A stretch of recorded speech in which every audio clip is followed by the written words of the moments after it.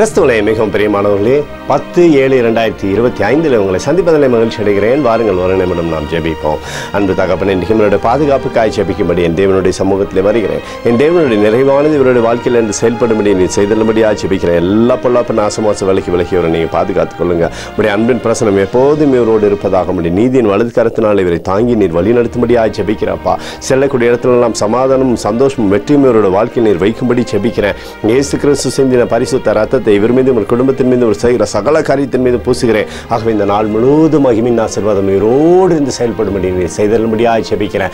ரோமர் 6:13 படி உங்கள் அவயங்களை நீதிக்குரிய அவயங்களாய் தேவனுக்கு ஒப்புக்கொடுங்கள் என்று சொல்லி எழுதப்பட்டக்கூடிய வார்த்தையின்படி அப்பா எப்பொழுதும் இவரை முழுமையாய் உடைய சமூகத்தில் ஒப்புக் கொடுத்து சகலத்தையுமே நன்மைக்கு ஏதுவாய் பெற்றுக்கொள்ளும்படி இவருடைய வாழ்க்கையில் செய்தலும்படியாக ஜெபிக்கிறேன்.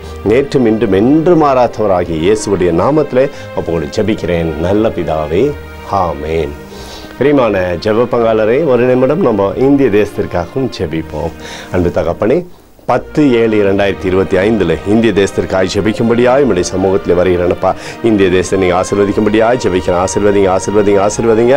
தேசத்தில் நன்மையும் கிருபையும் விடுதலையும் நீர் வைக்கும்படியாக ஜெபிக்கிறேன். தேவனுடைய கரம் தேசத்திலிருந்து அற்புதம் செய்வதாக முடியும். நீதியின் வலது கரம் தேசத்திலிருந்து கிருபையினால் நிரப்பி வழிநடத்தும்படியாக நீர் செய்தலும்படியாக ஜெபிக்கிறேன். எனக்காக அடித்து நொறுக்கப்பட்டு இயேசு கிறிஸ்துவ அவர் சிந்தின வெளியேறப்பட்ட ரத்தத்தை வைத்து ஒப்புக் கொடுக்கிறேன்.